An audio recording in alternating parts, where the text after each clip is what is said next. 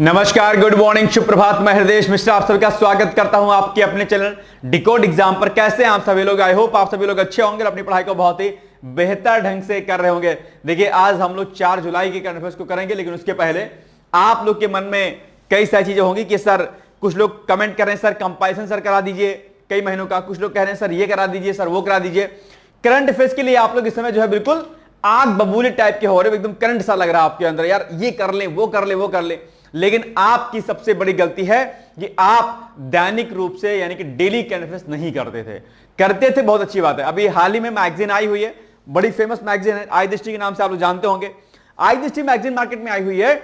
आई दृष्टि का एक एक प्रश्न आप उठा के देख लीजिए, हमने आपको इसी करंट अफेयर्स में दैनिक रूप से मैंने कराया हुआ है। अगर आप डिकोड एग्जाम पर मेरे द्वारा कराए गए करंट अफेयर्स को फॉलो करते तो आपको आई दृष्टि को उठा करके पढ़ना नहीं पड़ता, पढ़ते आप तो केवल और केवल क्या करना पड़ता, आपको वहां से रिवीजन करना पड़ता। मैं ये नहीं कह रहा आई दृष्टि मत पढ़िए, लेकिन रिवीजन के लिए पढ़िए। लेकिन आप क्या किए होंगे, पूरे साल नहीं पढ़े होंगे और आई दृष्टि उठा के पढ़ लीजिएगा। भाई साहब एक बात बताइए, 250-300 पेज को आप पूरे 20-25 दिन में खत्म कर लेंगे, आपके दिमाग में घुस जाएगा, पूरा नहीं जा पाएगा। आई दृष्टि का 30-35% ही आपके दिमाग में जाएगा, बाकी सब भूल जाएंगे आप। लेकिन अगर आप दैनिक रूप से किए होते तो आपको एक एक प्रश्न आई दृष्टि में मिल जाता जो हमने आपको कराया हुआ है, और आपका आराम से धूमधाम से रिवीजन हो जाता। मैं आपके भविष्य के लिए मैं आपको चेतावनी दे रहा हूं, सलाह दे रहा हूं, मैं आपको एडवाइस दे रहा हूं। अभी भी समय है, आगामी जो भी परीक्षाएं आपकी हैं उसके लिए आप लोग दैनिक रूप से करंट अफेयर्स को फॉलो करिए। और आई दृष्टि में भले ही थोड़ा सा कम डिटेल में है, हमने तो बहुत डिटेल्स में आपको कराया हुआ है, स्टैटिक डायनेमिक पोर्शन दोनों कराया हुआ है। मैं आपसे अपेक्षा करता हूं कि वह गलती जो आपने अभी तक की है उस गलती को सुधारिए और दैनिक रूप से करंट अफेयर्स को फॉलो कीजिए। और सबसे बड़ी बात है, पीसीएस मुख्य परीक्षा का एग्जाम हुआ, संपन्न हो गया। पीसीएस मुख्य परीक्षा में कितने क्वेश्चन जो है मैंने आपको करंट में कराए हुए हैं, चाहे बफर स्टॉक हो, फूड सिक्योरिटी हो, फूड प्रोसेसिंग यूनिट के बारे में जानकारी हो, एथिक्स का पेपर मैं ही पढ़ाता हूं पूरा का पूरा, वो पेपर हो गया।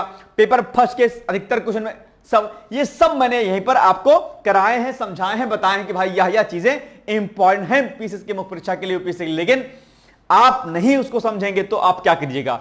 मैंने 2 कॉपी भी बनवाई थी आपको, मैंने कहा था कि एक कॉपी टास्क की, जहां पर मैं आपको टास्क देता था कि भाई ये काम करना है आपको, और एक कॉपी मैंने आपको बनवाई थी पीसीएस मुख्य परीक्षा के लिए, निबंध के लिए, कि भाई आप वहां पर मेंस का कंटेंट रेडी करते हुए चलिएगा। लेकिन आपने नहीं बनाई होगी कॉपी, बनानी तो दूर, आप डेली देखते भी नहीं होंगे। तो ये सब क्या है, गलतियां आपकी, इन गलतियों पर सुधार करिए।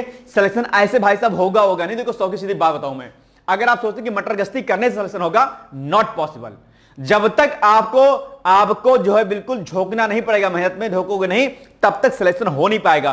कलम नहीं चलाइएगा ना भाई साहब, चैटियाइएगा ना, ऐसे स्क्रॉल कीजिएगा ना इंस्टाग्राम, सिलेक्शन नहीं पॉसिबल है। इसके लिए दमखम लगाना पड़ेगा, दमखम। इसीलिए मैं बार बार कहता हूं कि जब छोड़ दी सुख की कामना, आरंभ कर दी साधना, फिर धार क्या मझधार क्या, और भगवान शंकर हो गए, फिर राख क्या श्रृंगार क्या। उठो, जागो और तब तक मत रुको जब तक कि आपके लक्ष्य की प्राप्ति ना हो जाए। इसलिए मैं पुनः मैं आपसे कहना चाहता हूं कि डेली हैबिट में डाल लीजिए करंट अफेयर्स को, इसका एक बड़ा बेनिफिट आपको मिलेगा। स्टैटिक और डायनेमिक पोर्शन आपका दोनों रेडी हो जाया करेगा। ठीक है, आइए बिना देरी के आज के सेशन को स्टार्ट करते हैं। और सबसे पहले हम लोग क्या करेंगे, रिवीजन करेंगे। अर्थात हमने लास्ट डे में क्या कुछ पढ़ा था। नंबर 1, हर साल 1 जुलाई को राष्ट्रीय डॉक्टर दिवस के रूप में मनाया जाता है। आप जानते होंगे किनके उपलक्ष्य में मनाया जाता है, यह भी मैंने आपको कल बताया हुआ था। आगे, अंतरराष्ट्रीय उष्णकटिबंधीय दिवस यानी कि international day of the tropics हर साल 29 जून को मनाया जाता है।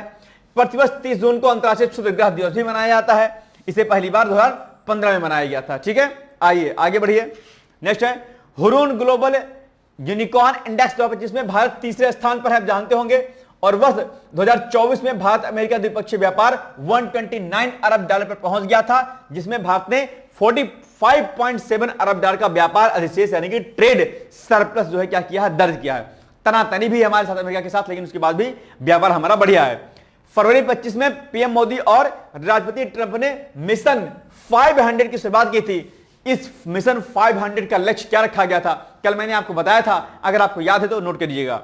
नेक्स्ट है आरबीआई द्वारा संकलित आंकड़ों के अनुसार विदेशों में काम कर रहे भारतीयों द्वारा भेजे गए धन में वित्त वर्ष 24-25 में 14% की वृद्धि देखने को मिली है, और यह जो है रिकॉर्ड 135.46 अरब डॉलर से क्या हो गई है, डॉलर तक हो गई है अपने आप में, है ना।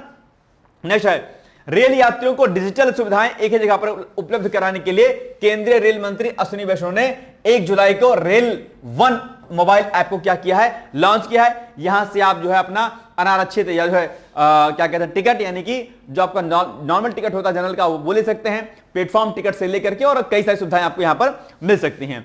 इसके अलावा भारत को प्रतिष्ठित 2029 world police and fire games की मेजबानी सौंपा गया है, और अहमदाबाद को जो है इस आयोजन का स्थल भी क्या कहते हैं, चुना गया है। ओके, तो ये सारा हमारा था रिवीजन। बाकी कल हमने आपसे प्रश्न पूछा था कि बताओ निम्नलिखित महाद्वीपों में किसमें प्रति व्यक्ति भूमि सर्वाधिक है, ये क्या हो जाएगा आपका ऑस्ट्रेलिया, यानी कि D is the right answer. अब आते हैं हम आपके पहले करंट अफेयर्स पर। भारतीय नौसेना द्वारा समुद्री जहाज पर लगी आग पर काबू, ये चर्चाओं में रही है। आप कहेंगे सर भारतीय सेना ने कहां पर ऐसा काबू कर लिया इस जहाज पर? तो भारतीय नौसेना ने एक बार फिर अपनी तेज प्रतिक्रिया और समुद्री सुरक्षा के प्रति प्रतिबद्धता का परिचय देते हुए समुद्री जहाज पर लगी आग पर काबू पाया है। कहां पर लगी ये आग भाई? कितनी भीषण आग को हमारी सेना ने कब्जा उस पर कर लिया, मतलब जहाज पर कब्जा करते हुए चीजों को सही कर लिया। यह आग क्या हुई है? उत्तरी अरब सागर में। कहां पर? यह आग उत्तरी अरब सागर में पलाऊ ध्वजवाहक टैंकर MT Cheng-6 पर लगी थी। इस बड़े अग्निकांड के दौरान नौसेना ने, हमारी नेवी ने हमारे जो है क्या कहते हैं इसने नौसेना ने जो क्या किया, जोखिम भरे अग्निशमन और बचाव अभियान को सफलतापूर्वक अंजाम दे दिया, सभी लोगों को सुरक्षित बचा लिया। यह घटना फुजैरा संयुक्त अरब अमीरात के पूर्व में लगभग 80 नॉटिकल मील की दूरी पर हुई है। भारतीय नौसेना ने तुरंत कार्रवाई करते हुए INS तबर को, यह नाम आप क्या करिएगा, याद रखिए किसको, INS तबर को अधिकतम गति के साथ घटनास्थल की ओर रवाना किया। टैंकर के पास पहुंचकर नौसेना ने जहाज के कप्तान से संपर्क स्थापित किया और तत्काल अग्निशमन अभियान क्या कर दिया, जो शुरू कर दिया, और सभी लोगों को सुरक्षित बचा लिया।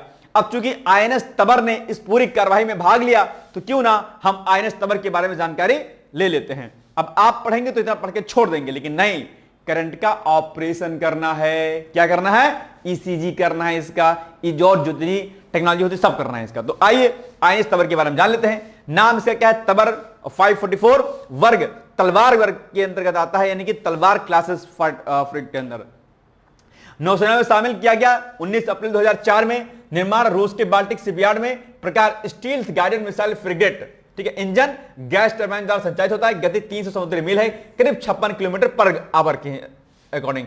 लंबाई 125 मीटर है और वजन लगभग 4000 टन इसका है। ये आपका INS तबर के बारे में जानकारी थी जो आपको जाननी जरूरी थी। ओके, अब आप बताइए कि हाल ही में भारतीय नौसेना के किस युद्धपोत ने उत्तरी अरब सागर में आग लगे एक टैंकर पर सफल बचाव अभियान चलाया? बताइए, INS विक्रांत, INS तलवार, INS तबर या फिर INS त्रिकांत? क्या होगा जल्दी से इसका उत्तर बताइए। INS तबर होगा। क्या INS तबर होगा, यानी कि सी इज द राइट आंसर। यही ना होगा या कुछ और होगा? याद कर लीजिएगा भैया जी। अगर आप चाहते हो आपका करंट अफेयर्स बढ़िया हो, दैनिक रूप से करिएगा। आज दृष्टि का एक एक प्रश्न आपको मेरे करंट अफेयर्स में मिल जाएगा। कुछ एक प्रश्न छोड़ दीजिए, वो प्लस माइनस हो जाता है, डजंट मैटर। अधिकतर प्रश्न आपको मिल जाएंगे। मैं फिर से कह रहा हूं, मैं फिर से दोहरा हूं कि अगर आप दैनिक रूप से करंट अफेयर्स को फॉलो करते, आज दृष्टि को आपको उठाने की आवश्यकता नहीं पड़ती। आज दृष्टि सिर्फ आपके लिए रिवीजन का काम करती बस, लेकिन नहीं किया होगा आपने, ठीक है। भारत को खेलों की महाशक्ति बनाने के लक्ष्य के साथ पीएम मोदी की अध्यक्षता में केंद्रीय मंत्रिमंडल ने राष्ट्रीय खेल नीति 2025 को मंजूरी दे दी है। आप जानते होंगे आने वाले समय में क्या है, भारत ओलंपिक खेलों का आयोजन अपने यहां पर करेगा, और ऐसे में उसी के रेफरेंस में राष्ट्रीय खेल नीति को मंजूरी अभी हाल ही में दिया गया है। यह नीति वर्ष 2001 की खेल नीति के जगह लेगी। अब आपसे पूछ सकता है एग्जाम में आपके, ये अभी हाल ही में जो नई राष्ट्रीय खेल नीति लागू की गई है वो किसका स्थान लेगी? आप कहेंगे यह नीति 2001 की खेल नीति की जगह लेगी, और इसका मुख्य उद्देश्य क्या होगा? 2036 ओलंपिक खेलों की प्रभावी तैयारी करना। यानी कि 2036 में हम लोग क्या करेंगे? ओलंपिक खेल की मेजबानी करेंगे, और 2036 के लिए हमें अपने आप को अभी से क्या करना है? रेडी होना है अपने आप में। इसीलिए इस खेल नीति को मंजूरी दी गई है। नई खेल नीति व्यापक परामर्श के बाद तैयार की गई है, जिसमें केंद्रीय मंत्रालयों, नीति आयोग, राज्य सरकारों, राष्ट्रीय खेल महासंघों, खिलाड़ियों, विशेषज्ञों और आम लोगों की भागीदारी इसमें रही है। तब जाकर के ये नई खेल नीति बनाई गई है। जैसे नई एजुकेशन पॉलिसी बनाई गई थी, ठीक उसी प्रकार से नई राष्ट्रीय खेल नीति भी बनाई गई है। ओके, यह नीति खेल क्षेत्र को 5 प्रमुख क्षेत्रों में मजबूत करने पर केंद्रित है। यानी कि 5 ऐसे जो है फील्ड होंगे जहां पर यह काम करेगा अपने आप में। जैसे कि नंबर 1, खेल उत्कृष्टता यानी खेलों में सुधार होगा एक तरीके से, आर्थिक विकास, सामाजिक प्रगति, जन भागीदारी और शिक्षा में एकीकरण। ठीक है, और इसके अलावा राष्ट्रीय खेल नीति के मुख्य बिंदुओं के अंतर्गत आप देखेंगे तो जमीनी स्तर से लेकर उच्च स्तर तक खेल प्रतिभाओं की पहचान करना, ग्रामीण और शहरी क्षेत्रों में खेल संरचनाओं का विस्तार, प्रतिस्पर्धी लोगों का निर्माण और प्रशिक्षण, कोचिंग व खिलाड़ी सहायता प्राप्त प्रणाली को मजबूत करना शामिल है। सामाजिक समावेशन भी इस नीति का महत्वपूर्ण हिस्सा है, यानी कि हर जगह से, गांव हो, शहर हो, देहात हो, उन प्रतिभाओं की पहचान करना, उनको ट्रेनिंग करना और 2036 के ओलंपिक के लिए क्या करना, उनको तैयार करना। यानी कि एक तरीके से ये अपने आप में एक रिसर्च होगा अपने आप में कि उस प्रतिभा को पहचाना जाए जो गांव, सुदूर गांव में, भारत के कोने के गांव में वो प्रतिभा छुपी हुई है, उस प्रतिभा को पहचानना और उसको आगे लेके आना। तो ये प्रयास किया जा रहा है, देखते हैं कि सरकार इसमें क्या कुछ बेहतर कर पाती है। और चलिए, इसके अलावा इसमें महिलाएं, जनजाति समुदाय, आर्थिक रूप से कमजोर वर्ग, यानी कि जो भी होगा, ऐसा नहीं होगा कि हम केवल बड़े बड़े लोगों को इसमें शामिल करेंगे, जो कोई भी समाज के अंतिम वर्ग में होगा, चाहे महिला हो अपने आप में, चाहे कोई कहते हैं कोई अन्य गरीब हो, आर्थिक पृष्ठभूमि बहुत वीक रही हो, सबको इसमें शामिल किया जाएगा। वही बात यहां पर लिखी गई है। ठीक है, तो ये सब चीजें वहां पर जो है बातें इसमें बताई गई हैं। चलिए अब आप बताइए, कथन एक है राष्ट्रीय खेल नीति 2025 एक उद्देश्य 2036 ओलंपिक खेलों की तैयारी करना है। ठीक बात है, इस नीति में केवल उच्च स्तरीय खेल प्रतिभाओं के प्रशिक्षण पर जोर दिया गया है, जबकि सामाजिक समावेशन और पारंपरिक खेलों का कोई उल्लेख नहीं किया गया। नहीं भाई साहब, ऐसा तो बिल्कुल भी नहीं है। ठीक है, तो क्या कह रहा है आप, कौन सा सत्य है? केवल एक सत्य है, ये गलत है आपका, यानी कि ए इज द राइट आंसर। ये तो नहीं होगा ना भाई, ये सही है आपका, है ना, ए इज द राइट आंसर। चलिए, कोविड-19 वैक्सीन और अचानक होने वाली मौतों के बीच में कोई संबंध नहीं है। हालिया एक रिपोर्ट अभी जारी की गई है, आप जानते होंगे, और इस हालिया रिपोर्ट में बात कही गई कि भाई देखो ऐसा है कि आज जो बात सामने आई थी ना कि भाई क्या कहते हैं, लोग एक्सपायर हो जा रहे हैं, कोविड-19 वैक्सीन के कारण लोग एक्सपायर हो जा रहे हैं, हार्ट अटैक आ जा रहा है, ऐसा नहीं है। अभी हाल ही में 2 प्रतिष्ठानों में जो है, यानी कि ICMR यानी कि भारतीय आयुर्विज्ञान अनुसंधान परिषद, ठीक है, ICMR, और अखिल भारतीय आयुर्विज्ञान संस्थान एम्स के 2 महत्वपूर्ण अध्ययनों में पाया गया है कि कोविड-19 वैक्सीन और अचानक होने वाली मौतों के बीच कोई भी संबंध नहीं है। आप जानते होंगे कहीं ना कहीं कोविड-19 के बाद हमारा इम्यून सिस्टम वीक हो गया। इसके अलावा आप जानते हो हमारा खान पीन भी बहुत ज्यादा चेंज हो चुका है आजकल। आज के 4, 5, 6 साल पहले जाइए और अब जाइए, क्या आपके घर के आसपास कोई ठेला जो है, कोई रेडी वाला पिज्जा, बर्गर या आदि आदि बेचता था? नहीं। जो क्या कहते हैं आपका ये पिज्जा भी है, बहुत रेयरली पिज्जा मिलता था, डोमिनोज का पिज्जा मिलता था, वो भी अच्छे सिटी में मिलता था, छोटे छोटे सिटी में डोमिनोज का पिज्जा भी नहीं मिलता था। ठीक है, आज देखिए गांव, घर, कस्बा, हर एक जगह पर आपको मोमोज का ठेला मिल जाएगा, आपको चाउमीन, बर्गर और यानी कौन कौन से स्प्रिंग रोल से लेकर यानी क्या क्या मिल जाएगा। ठीक है, लेकिन आज के 6-7 साल पहले इतना नहीं था। अब आप बताइए कि आज के 6-7 पहले एक साल का आपका खान पान और आपके खान पान में क्या अंतर है? आप मोमोज कैंसर कॉजेज होता है आपका, जितने भी आप सब ये खाद्य पदार्थ देखते हैं ये सब कैंसर, इसमें जो मिलते हैं सब स्टॉक मिलाए जाते हैं, बहुत खराब होते हैं। कैसे, किस हाथ से बनाया गया, कैसे बनाया गया, रोड पे जो है क्या कहते हैं खड़ा हुआ है ठेला, धूल सब गिर रही है, सारी धूल उस पर जमा हो रही है। आप सोचिए कि आपका रूम है, आपका रूम विंडो बंद रहती है, गेट बंद रहता है, बावजूद इसके आपके सोफे पर, आपके बेड पर, आपके टेबल पर, आपके चेयर पर डस्ट जो है जमा हो जाती है।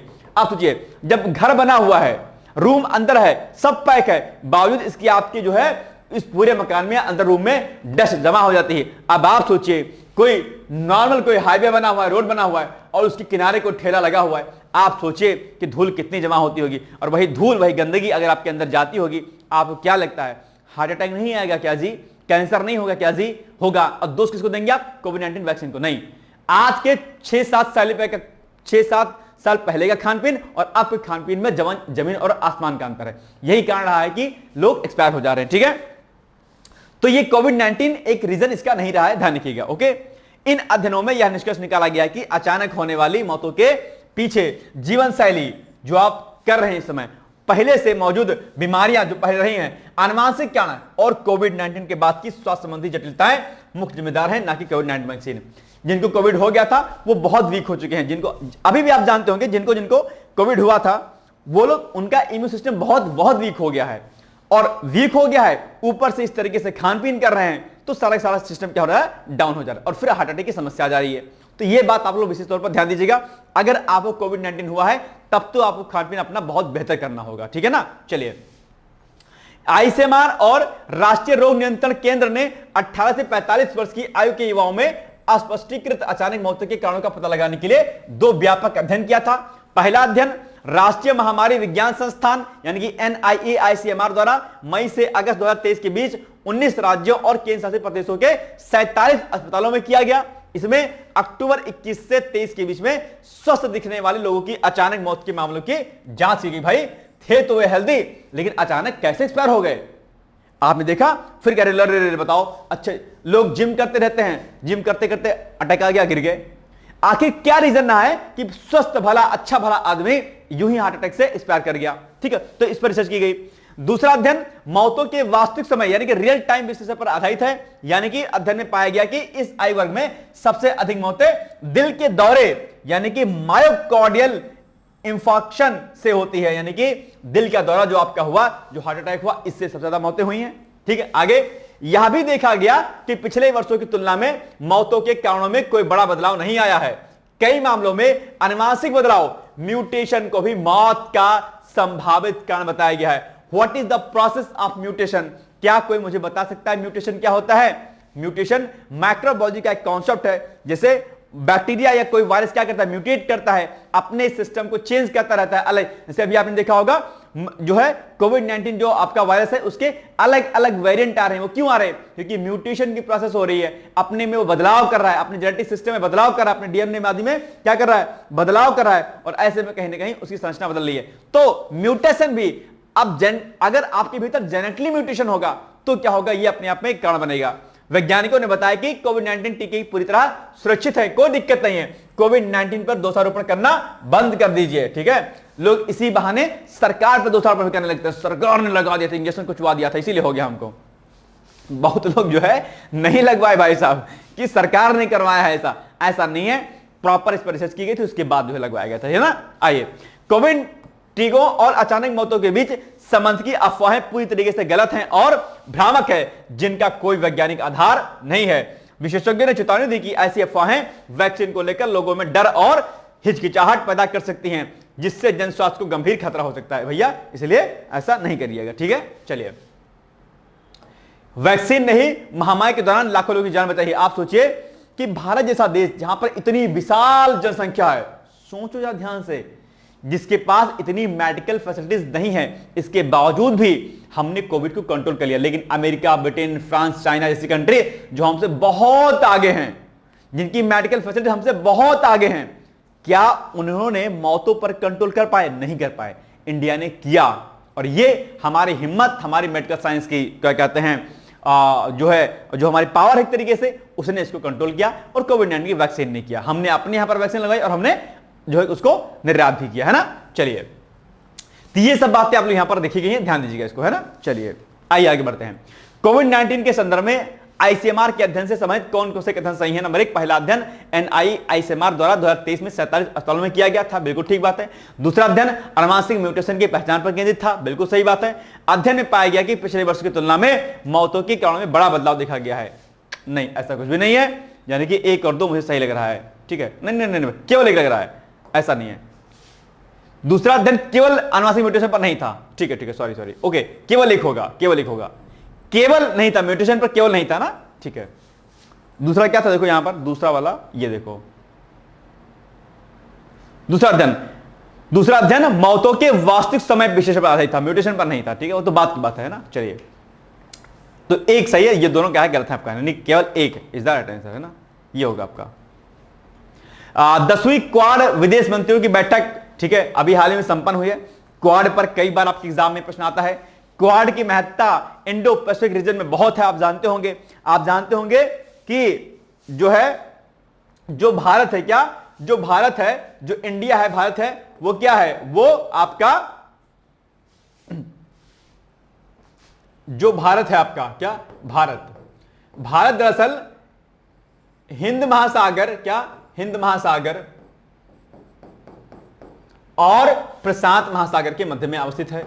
प्रशांत महासागर, ऐसे में कहीं ना कहीं क्या है कि ये जो एरिया जो भारत है ये दोनों के लिए क्या है, आवश्यक है। यानी कि आप जानते होंगे इस एरिया में, यानी कि इस एरिया में हिंद महासागर से लेकर इसके बीच में भारत अपना काफी ज्यादा क्या करता है, ट्रेड करता है, सामरिक दृष्टिकोण से, आर्थिक दृष्टिकोण से और कई अन्य मामलों के दृष्टिकोण से अगर आप देखेंगे तो इंडो पैसिफिक रीजन क्या है अपने आप में भारत के लिए बड़ा इंपॉर्टेंट है।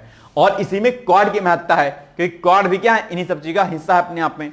तो आज उस पर बैठक, मतलब उस पर बैठक हुई थी अभी हाल ही में। तो भारत, अमेरिका, जापान और ऑस्ट्रेलिया, ये कौन से देश हैं, ये क्वाड समूह के देश हैं, ठीक है, क्वाड के हैं, क्या कहें, क्वाड समूह के देश हैं। तो इनके विदेश मंत्रियों ने वाशिंगटन डीसी में हुई 10वीं क्वाड विदेश मंत्रियों की बैठक में एक अहम घोषणा की है। चारों देशों ने क्वाड क्रिटिकल मिनरल्स इनिशिएटिव की शुरुआत की है, जिसका उद्देश्य क्या है, महत्वपूर्ण खनिजों की आपूर्ति श्रृंखला को सुरक्षित, विविध और टिकाऊ बनाना। तो ये पॉइंट आपको क्या करना है, याद रखना है। आगे, इस नई प्रमुख पहल से इंडो पैसिफिक क्षेत्र में आर्थिक अवसर और समृद्धि लाने की दिशा में क्या होगा, कदम बढ़ाया जाएगा। ये चारों देश जो है इंडो पैसिफिक क्षेत्र में काम कर रहे हैं व्यापक रूप से अपने आप में, है ना।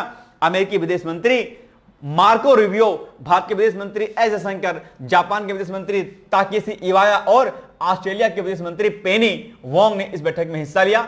और इंडो पैसिफिक क्षेत्र में क्वाड की महत्ता इसलिए भी महत्वपूर्ण हो जाती है क्योंकि चीन क्या है, चीन की नीति क्या विस्तारवादी है।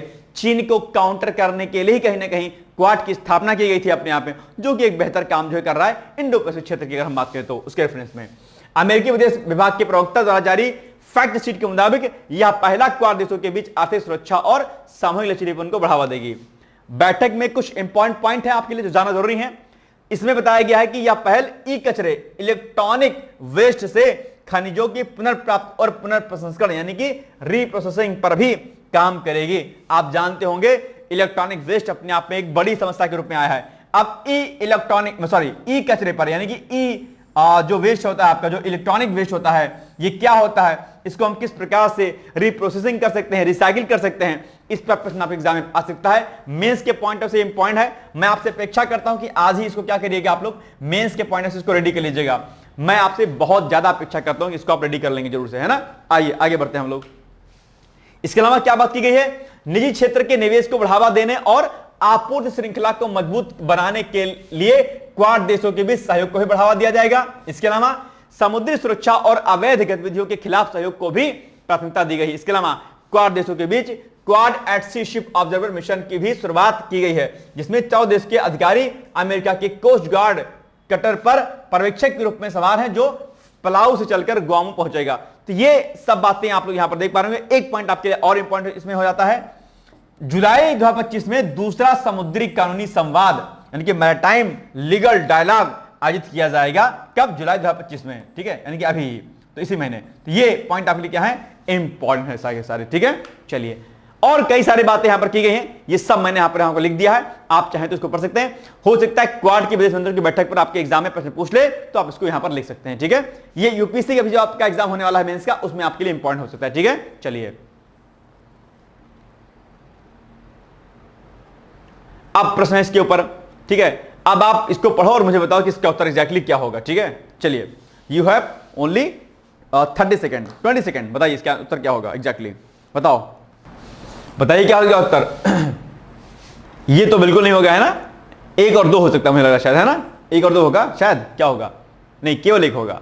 2 में क्या है, क्वाड देशों के बीच क्वाड एट सी शिप ऑब्जर्वेशन की शुरुआत की गई, नहीं, गलत होगा, केवल 1 होगा। ए इज द राइट आंसर, ठीक है, केवल 1 होगा। चलिए, सैटेलाइट इंटरनेट सेवा आप जानते होंगे, ये भी चर्चाओं में रहा है, और एलन मस्क की कंपनी है स्टारलिंक। क्या स्टारलिंक, ये देखिए इसका यहां पर बना हुआ है ये इमेज, ठीक है। स्टारलिंक ने 2 जुलाई को श्रीलंका में आधिकारिक रूप से सैटेलाइट इंटरनेट सेवा शुरू कर दी है। इससे क्या होगा, हाई स्पीड इंटरनेट की सुविधा मिलेगी। आप जानते होंगे भारत में भी क्या है, हाई स्पीड इंटरनेट की समस्या देखने को अभी मिलती है। 5G आ गया, बावजूद इसकी समस्या देखने को मिल रही है, और खासतौर तब समस्या तब आ रही है जब भारत को डिजिटल भारत बनाने की संकल्पना जो है क्या है, चल रही है, और भारत को डिजिटल मिशन के तहत क्या किया रहा है, ब्रॉडबैंड सुविधाओं से लैस किया जा रहा है। ऐसे में इंटरनेट की स्पीड का होना बहुत आवश्यक है, और ऐसे में एलन मस्क की जो कंपनी है आपका स्टारलिंक, इसने क्या काम किया है, श्रीलंका में जो है इसकी आधिकारिक शुरुआत कर दी है। इसके साथ ही श्रीलंका दक्षिण एशिया का तीसरा देश बन गया है जहां पर स्टारलिंक की हाई स्पीड इंटरनेट सेवा उपलब्ध हो गई है। इसके पहले भूटान और बांग्लादेश भूटान और बांग्लादेश में स्टारलिंक ने अपनी सुविधाएं देना शुरू कर दिया था। भारत में स्टारलिंक अपनी सेवाएं जल्द ही शुरू करने वाला है, ठीक है, जिससे भारत में जो लो इंटरनेट की समस्या होती है क्या हो जाएगी, दूर हो जाएगी अपने आप पे, है ना। ये पॉइंट यहां पर लिखी हुई है। चलिए, अब भारत एक और पड़ोसी देश स्टारलिंक नेटवर्क से जुड़ गया है, यानी कि श्रीलंका जुड़ गया है। भारत में भी स्टारलिंक जल्दी आने वाला है। स्टारलिंक ने सोशल मीडिया प्लेटफॉर्म एक्स पर पोस्ट करते हुए कहा कि स्टारलिंक का high speed low latency internet अब श्रीलंका में उपलब्ध है। यह सेवा उपभोक्ताओं के तेज गति और कम विलंब लो लेटेंसी के साथ इंटरनेट प्रदान करती है, जिससे दूर दराज और सीमित कनेक्टिविटी वाले क्षेत्रों में भी इंटरनेट पहुंचना आसान हो जाएगा। यानी सुदूर गांव में जो नेट की समस्या देखने को मिलती थी वो क्या हो जाएगी, खत्म हो जाएगी, है ना। चलिए, बाकी अगले 2 महीनों में जो है यहां पर हमारे यहां पर काम शुरू हो सकता है इंडिया में, ठीक है। चलिए, इसके लिए और बहुत सारी बातें यहां पर लिखी गई हैं। एजेंसी ने कंपनी को ड्राफ्ट लेटर ऑफ इंटेंट पहले ही जारी कर दिया है और दोनों पक्षों द्वारा हस्ताक्षर होते ही भारत में इस सेवा शुरू करने का जो है आधिकारिक मंजूरी मिल जाएगी। यानी कि जल्द ही जो है इंडिया में अपनी जो है स्टारलिंक अपनी सुविधाएं शुरू कर देगा, ठीक है। फिर चाहे वो ग्रामीण इलाका हो, पहाड़ी हो, मैदानी हो, कैसा भी हो, वहां पर स्टारलिंक अपनी सुविधाएं देगा, यानी कि इंटरनेट की समस्या दूर हो जाएगी अपने आप पे, ठीक है। चलिए,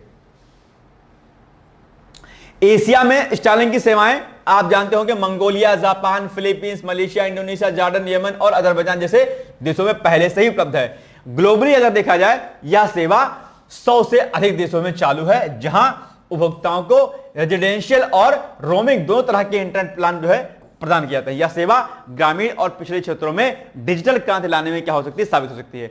तो आपके एग्जाम पर पूछ सकता है कि जो स्टारलाइन कंपनी है उसके आने से भारत में डिजिटल क्रांति कितनी तेजी से बढ़ेगा या डिजिटल क्रांति पर क्या प्रभाव पड़ेगा, सभी छात्र पर टिप्पणी लिखी है अपना। तो ऐसा प्रश्न आपके एग्जाम में आ सकता है, ठीक है। क्रिटिकल एग्जाम करने के लिए आएगा, क्योंकि भारत में तो अलग अलग कंपनियां भी है ना इंटरनेट के लिए, उनके बीच प्रतिस्पर्धा बढ़ेगी, फिर क्या होगा, है ना। तो कई सारे पॉइंट इसमें बन सकते हैं। चलिए, श्रीलंका दक्षिण एशिया का कौन सा देश बन गया है जहां स्टारलिंक सेवा शुरू की गई है? तो दक्षिण एशिया का तीसरा देश बन गया है, ठीक है। पहले पर आपका क्या है, भूटान, फिर बांग्लादेश, फिर श्रीलंका, ठीक है। Flag officer rear admiral V Ganapathi ने सैन्य प्रौद्योगिकी संस्थान के कमांडेंट के रूप में अपना पदभार ग्रहण कर लिया है अभी हाल ही में। ये पॉइंट सेम वही है यहां पर है। वह नई जिम्मेदारी के तहत थल सेना, नौसेना और वायुसेना के अधिकारियों को अत्याधुनिक सैन्य प्रौद्योगिकियों में तैयार करने के मिशन का नेतृत्व करेंगे कि भाई तीनों सेनाएं हमारे हाई टेक्नोलॉजी से जो टेक्नोलॉजी मिल रही है उनसे वो क्या करें, उनको अडॉप्ट कर सके और उनमें महारत हासिल कर सके, ठीक है। चलिए, रक्षा मंत्रालय के अनुसार, ठीक है, नौसेना में अपने शानदार करियर के दौरान रियर एडमिरल गणपति ने कई महत्वपूर्ण परिचालन, स्टाफ और शिक्षक पदों पर कार्य किया, जिसमें उन्होंने परिचालन, अंतर्दृष्टि, संस्थागत नेतृत्व और भविष्य उन्मुख सोच का एक दुर्लभ संयोजन भी प्रदर्शित किया अपने आप में। बड़े टैलेंटेड व्यक्ति हैं, निश्चित तौर पर इनके अनुभव का फायदा जो है हमारी सेनाओं को मिलेगा, तीनों सेनाओं का। अब आप बताइए कि हाल ही में सैन्य प्रौद्योगिकी संस्थान के कमांडेंट के रूप में किसने कार्यभार ग्रहण किया है?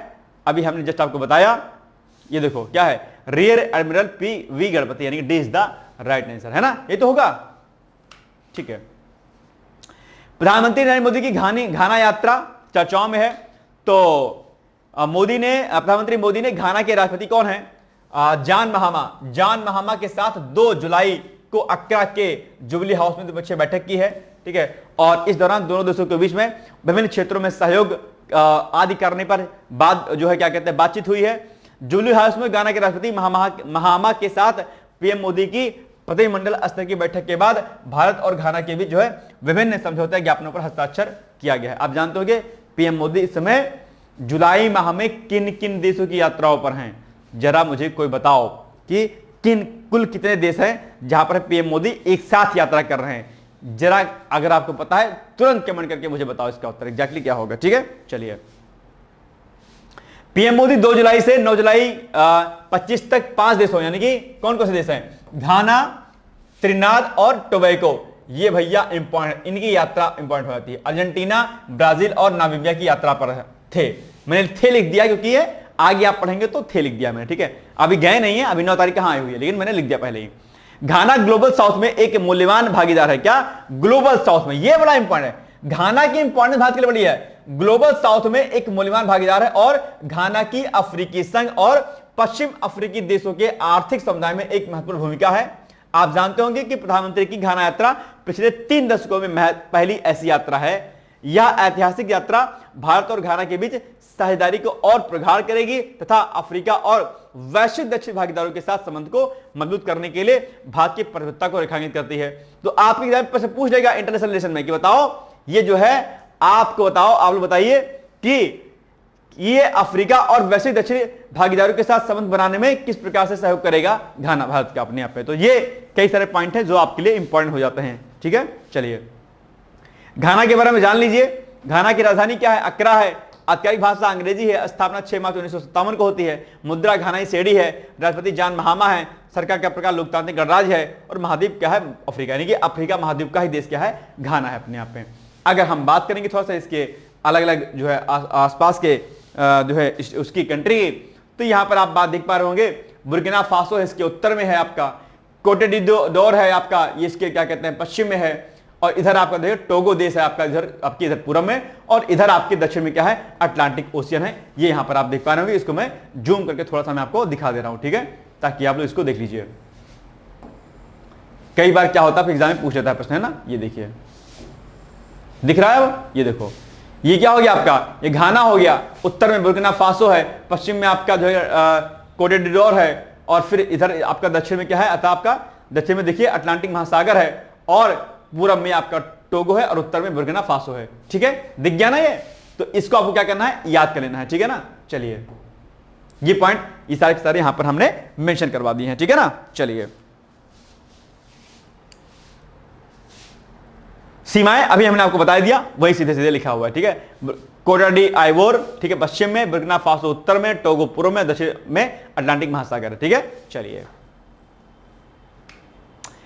निम्नलिखित में से घाना की सीमा किस देश के साथ नहीं लगती है? तो कोटे डी आइवोर, टोगो, नाइजीरिया, फिर बुर्किना फासो। सिंपल सी बात है, नाइजीरिया के साथ नहीं लगती है, तो सी इज द राइट आंसर। ठीक है, चलिए अब आपके सामने प्रश्न है, दिन रात जिस कारण होते हैं क्या होते हैं? दिन और रात किस कारण होते हैं? भू परिक्रमण के कारण, भू परिभ्रमण के कारण, पृथ्वी के अक्ष के झुकाव के कारण, जैसे झुकी हुई है पृथ्वी इसके कारण, या फिर चंद्रमा का परिक्रमण। किसके कारण जो है दिन और रात होता है? बहुत आसान सा है, इसमें दोनों में कंफ्यूजन कई बार होता है, इसलिए मैंने प्रश्न पूछ लिया है। बताइएगा कि क्या होगा इसका उत्तर। ठीक है, बाकी मिलेंगे हम लोग कल, लेकिन उसके पहले पीसीएस का बैच हम लोग चला रहे हैं, आप जानते होंगे। ठीक है, यहां पर हम लोग pre plus mains plus interview तीनों स्तर की तैयारी एक साथ में कराते हैं। ठीक है, और सबसे बड़ी बात यह है कि यहां पर आपको प्री का पीवाईक्यूज, मेंस का पीवाईक्यूज, आपका एवरीथिंग सब कुछ कराया जाता है। डेली आंसर प्रैक्टिस आपकी, डेली पीसेस का क्विज आपका, आपके मेंटरशिप गाइडेंस आपका। ठीक है, इंपॉर्टेंट करंट अफेयर्स जो भी आपकी मैगजीन होती है, योजना मैगजीन, आपकी कुरुक्षेत्र मैगजीन आपका, इसके अलावा जो है आपका डाउन टू अर्थ मैगजीन, सबके आर्टिकल्स, सीसेट की अलग क्लास आपकी, निबंध की अलग क्लास आपकी, हिंदी की अलग क्लास आपकी, कुछ भी नहीं बचता है शेष जो आपको रह जाए कि कहीं और से करें। इस कोर्स को लेने के बाद किसी भी बाहरी पुस्तक या नोट्स को पढ़ने की आवश्यकता आपको बिल्कुल भी नहीं रहेगी, गारंटी के साथ है। बायलैंग्वेज नोट्स मिलेंगे आपको, लेक्चर्स मिलेंगे आपको, बेहतरीन लेक्चर मिलेंगे, तो आप इस जो है सुविधा को यहां पर प्राप्त कर सकते हैं। इंटरव्यू तो अगर आप जाएंगे तो आपकी सारी की सारी फीस भी वापस कर दी जाएगी। और अगर आपको इस बैच को लेना है तो आप पीसेस लिख करके और व्हाट्सएप कर दीजिएगा आप 8604409201 पर। और बाकी अगर कोई बात भी मुझसे करनी है, आपको कोई दिक्कत है, तो आप इसी नंबर पर मुझसे बात कर सकते हैं कि सर मुझे दिक्कत है, बता दीजिए, चाहे पीसेस की बात हो, चाहे आरओ की बात हो, चाहे उसकी बात हो। अच्छा, इस कोर्स को लेने के बाद आरओ 2026 की तैयारी भी आपकी हो जाएगी और पीसीएस और यूपीएससी की तैयारी भी हो जाएगी। ठीक है, तो टेंशन मत लीजिएगा। अब आपके सामने छोटा सा प्रश्न है, बताओ हाल ही में संपन्न क्वाड समूह के विदेश मंत्रियों की बैठक के क्या निहितार्थ हैं? चर्चा कीजिए, यानी कि इस बैठक में जो बातचीत की गई है उसके क्या मायने हैं, ये आपको यहां पर लिख के बताना है। आप चाहें तो लिख करके आप हमें भेज सकते हैं हमारे कॉन्टैक्ट नंबर 8604409201 पर, मैं कॉपी आपकी चेक कर दूंगा। ठीक है, ये हो गया आज का हमारा महत्वपूर्ण वीडियो। बाकी मिलेंगे हम लोग कल, तब तक पढ़ते रहिए, मस्त रहिए, व्यस्त रहिए, यूं ही मुस्कुराते रहिए, जीवन में आगे बढ़ते रहिए। लगातार डेली मॉर्निंग में कंटेंट हमारा देखते रहिए, क्योंकि अगर आप डेली देखेंगे तो आपको आई दृष्टि से लेकर के जो भी मैगजीन्स आपकी मार्केट में आती हैं, आपको पढ़ने की आवश्यकता नहीं होगी, बल्कि उससे आप क्या कर पाएंगे? रिवीजन कर पाएंगे आई दृष्टि से। ठीक है, तो शुभकामना है, all the best, thank you so much, bye bye, take care. दोस्तों, क्या आप पीसीएस अधिकारी बनना चाहते हैं? यदि हाँ, तो डिकोड एग्जाम लेकर आया है यूपी पीसीएस फाउंडेशन कोर्स 2025। यह एक ऑल इन वन कोर्स है जिसमें प्रीलिम्स मेंस दोनों ही परीक्षाओं के लिए वीडियो लेक्चर, NCERT और standard books based bilingual notes उपलब्ध कराया जा रहा है। इस कोर्स में प्री और मेंस के सभी प्रीवियस ईयर क्वेश्चंस पेपर भी वीडियो लेक्चर के माध्यम से कोर्स में सम्मिलित होंगे। साथ ही साथ में कोर्स का कंटेंट गुणवत्तापूर्ण होने के साथ ही साथ एग्जाम ओरिएंटेड है, जिससे कोर्स लेने वाले स्टूडेंट्स को कोई भी बाहरी पुस्तक या नोट्स पढ़ने की आवश्यकता न पड़े। इस कोर्स में प्रीलिम्स और मेंस के टेस्ट सीरीज तथा आंसर राइटिंग प्रोग्राम भी शामिल है, जिसके साथ ही साथ टेलीग्राम ग्रुप में रेगुलर टॉपिक वाइज टेस्ट कराए जाएंगे।